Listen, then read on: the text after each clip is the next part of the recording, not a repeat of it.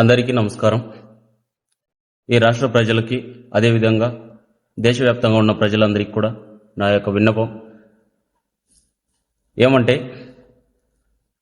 మొన్న big boss 7 సిరీస్లో మన పల్లె ప్రశాంత అనే ఒక రైతు బిడ్డ విన్ అవ్వడం అందరికీ కూడా తెలిసిన విషయమే. ఇందులో భాగంగా అతను ఒక రైతు కుటుంబం నుంచి వచ్చిన నిరుపేద కుటుంబం నుంచి వచ్చినటువంటి ఒక వ్యక్తి. ఇంతవరకు రాజకీయాల్లో ఎట్టో ఒక రైతు గెలవలేదు, ఎట్టో ఒక రైతు సినిమా ఇండస్ట్రీల్లో వెళ్ళలేదు, ఎట్టో ఒక రైతు బిడ్డ గవర్నమెంట్ ఉద్యోగాలు తెచ్చుకోలేదు. ఒక రైతు బిడ్డ ఒక బిగ్ బాస్ సిరీస్లో వెళ్ళి గెలుచుకురావడం అది మనందరికీ కూడా, మన దేశవ్యాప్తంగా కూడా అందరికీ కూడా గౌరవమైన విషయం. అలాంటి ఒక వ్యక్తిని మనం ఈరోజు ఎంత దారుణంగా ఎవరో చేసిన తప్పులకి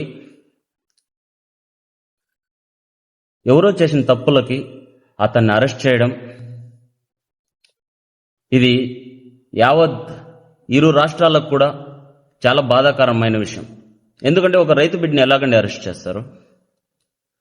పబ్లిక్ ప్రాపర్టీస్ని, ప్రైవేట్ ప్రాపర్టీస్ని పగలగొట్టారు అని చెప్తున్నారు కదా. ఒకవేళ అమర్దీప్ వాళ్ళ మనుషులే ఇలా చేసిండొచ్చు కదా, రాజకీయ చదరంగా ఆడిండొచ్చు కదా ఈ విషయంలో. ఈ విషయాన్ని ఎందుకు ఎవరు గుర్తించడం లేదు? ఒక పల్లె ప్రశాంత్ అనే వ్యక్తి, వాడు అక్కడ గెలుచుకున్న డబ్బుని వాడు అనుభవించకుండా, ఏ విధంగా అనుభవించకుండా వాడు ఇక మీట సంతోషంగా ఉండకూడదు అనేసి ఒక రాజకీయ చదరంగం అపోజిషన్ వాళ్ళే ఆడిండొచ్చు కదా. ఈ చదరంగం వాళ్ళే కారు అద్దాలు పగలగొట్టిండొచ్చు కదా. దీన్ని ఎందుకు ఆలోచించారు? ఎవరు ఎందుకండి ఆలోచించారు? అపోజిషన్ వల్లే.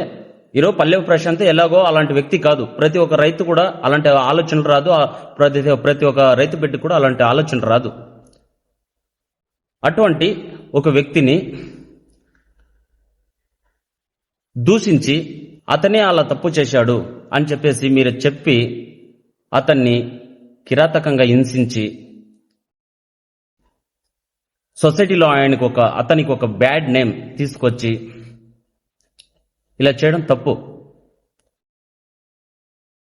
ఇది యావత్ భారతదేశంలో నుంచి ఒక రైతు కుటుంబం నుంచి కానీ, ఒక పేదరికం కుటుంబం నుంచి కానీ ఎవడు కూడా వచ్చి ముందడుగు వేసి దేంట్లో కూడా ముందుకు రాకూడదా అండి? వాళ్ళ టాలెంట్ని వాళ్ళు చూపించుకోకూడదా? చూపించుకుంటే ఇలాంటివైనా చేసేది? అతన్ని లోపల ఏమీ చేయలేకపోయినాము, బిగ్ బాస్ హౌస్లో ఏమీ చేయలేకపోయినాము, అతన్ని ఎలాగైనా బయట అయినా అతని సంపాదించుకున్న ఆ పేరు ప్రఖ్యాతలు కానీ, అవార్డ్స్ రివార్డ్స్ కానీ ఇవన్నీ కూడా అతనికి దక్కకూడదు. ఈ అవమానాలు పాలవ్వాలి అని చెప్పేసి అపోజిషన్ వల్లే ఇలా చేసిండొచ్చు కదా. కారు అద్దాలు పగలగొట్టిండొచ్చు కదా. వాళ్ళే చెప్పి కారు అద్దాలు పగలగొట్టేయండి, ఎలాగైనా అతనికి బ్యాడ్ నేమ్ వస్తుంది, పల్లె ప్రశాంత్ వాళ్ళ మనుషులే పగలగొట్టారని చెప్పేయచ్చు. ఇలా డ్రామాలు ఆడిండొచ్చు కదా. ఖచ్చితంగా వాళ్ళు చేసిండేదండి. ఇది రాజకీయ చదరంగం ఆడేశారు. ఈ విషయంలో రాజకీయ చదరంగం అంటే ఏమీ లేదు. వాళ్ళ మనుషులే కారద్దాలు బస్సు అద్దాలు పగలగొట్టారు. ఈరోజు పల్లె ప్రశాంత్ మీద ఈ నింద వేశారు. ఇది నిజమైన విషయం, వాస్తవమైన విషయం. ఈ విషయాన్ని ఆరాధించి గౌరవనీయులైన మన పోలీస్ శాఖ వారు, అదేవిధంగా గవర్నమెంట్ వారు కూడా నిజంగా ఒక పేదరికం కుటుంబం నుంచి వచ్చే వాళ్ళని గౌరవించి, రేపు భవిష్యత్తు వాళ్ళకి ఎంతో ఉంది, వాళ్ళని ముందుకు నడిపిద్దామని దయచేసి అతనికి ఒక మంచి అవకాశం ఇవ్వండి. అపోజిషన్ వాళ్ళే చేసినారని మా యొక్క ఉద్దేశం. ఏంటంటే అతను సంపాదించుకున్న పేరు ప్రఖ్యాతలు కానీ, గౌరవ అవార్డులు కానీ, ఇవన్నీ కూడా ఆయన సంపాదించుకున్న డబ్బు కానీ పేదల కేంద్రం ఎవడో రైతుల కేంద్రం వాడు పంచేది అనేసి అపోజిషన్ వాళ్ళే ఈ పని చేసినారు. అతను ఎక్కడా కూడా ఈ డబ్బుని అతని సొంత దానికి ఉపయోగించుకుంటానని చెప్పలేదు. ప్రజల కోసం, రైతుల కోసం నేను ఖర్చు పెడతాను అని చెప్పినాడు. ఇలాంటి ఒక వ్యక్తిని మీరు ఎలాగండి తప్పుడు ఆలోచనలతో పట్టుబడతారు? ఆయన తప్పుడు ఒక పేదరికం వ్యక్తి, పల్లె నుంచి వచ్చిన ఒక వ్యక్తి పబ్లిక్ ప్రాపర్టీని ఎలాగండి పగలగొట్టేదానికి ఆయన సహకరిస్తాడు? ఎలా సహకరించాడంటే, he have a good knowledge, good skills, పద్ధతి గల కుటుంబం నుంచి వచ్చిన ఒక వ్యక్తి ప్రాపర్టీస్ని నాశనం చేయాలి అనే ఉద్దేశం లేనటువంటి ఒక వ్యక్తి, అతన్ని మీరు ఇలా దూషించడం సరిలేదు. ఇలా అంతా చేయడం వలన రేపు భారత పౌరులు, నిరుపేదరికం నుంచి వచ్చిన పౌరులు కానీ ఎవరైనా కూడా సరే, మనకు ఈ సొసైటీలో బతికే అవకాశం లేనప్పుడు తప్పుడు ఆలోచనలతోనే వెళ్తారు. ఒక వ్యక్తి నేను నా స్కిల్స్ని, నా యొక్క టాలెంట్ని నేను షో చేసుకుంటాను అనేసి ఒక వ్యక్తి ముందుకు వస్తే అతన్ని మీరు ఇలాగే గౌరవించడం, ఇవన్నీ నాటకం ఆడారండి. అతను సంపాదించుకున్న డబ్బు లాయర్లకి, పోలీసులకి, పోలీస్ స్టేషన్లలో లాయర్లకి ఖర్చు పెట్టి అక్కడే నాశనం అయిపోని అని చెప్పేసి ఇవన్నీ కూడా ప్లాన్ వేసి పకడ్బందీగా చేసినటువంటి ప్లాన్ అండి ఇవన్నీ కూడా.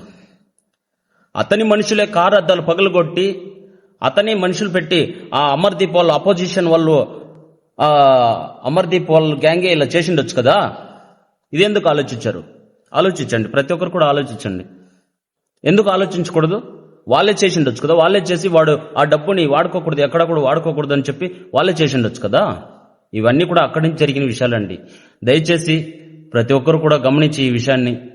ఒక పేదరికం కుటుంబం నుంచి వచ్చిన ఒక విద్యార్థి ఒక పోలీస్ అవ్వకూడదు, ఒక మంచి మంచి జాబుల్లోకి వెళ్ళకూడదు, గ్రూప్స్లోకి వెళ్ళకూడదు. ప్రతి చోట లంచాలతో తొక్కేస్తుంటారు. ప్రతి చోట ఏదో ఒక విధంగా రాజకీయ పరంగానో లంచాల పరంగానో ఏదో ఒక విధంగా ఒక పేద విద్యార్థిని తొక్కేస్తుంటారు. అదే ఒక హయ్యర్ క్యాండిడేట్, ఒక హయ్యర్ అథారిటీ పర్సన్, ఆల్రెడీ ఉద్యోగంలో ఉన్నటువంటి ఒక వ్యక్తి కానీ, ఆల్రెడీ రాజకీయాల్లో ఉన్నటువంటి ఒక వ్యక్తి కానీ, అతను చెప్తే మా ఓడికి రికమెండేషన్ అండి అని చెప్పి రికమెండేషన్ ముందుకొస్తే ఎవరు అప్లికేషన్ చూసుకోకుండా పేదవాడి అప్లికేషన్ పక్కన పెట్టి ఎవడైతే రికమెండేషన్ చేశాడో వాడు అప్లికేషన్ ముందు పెడతారు. ఇదేం స్వరాజ్యం అండి? ఇదేం సమాజం అండి? ఇదేనా నిజమైన ప్రజాస్వామ్యంలో మీరు ఇస్తున్న గౌరవం? దయచేసి పల్లె ప్రశాంత్ని గౌరవించండి.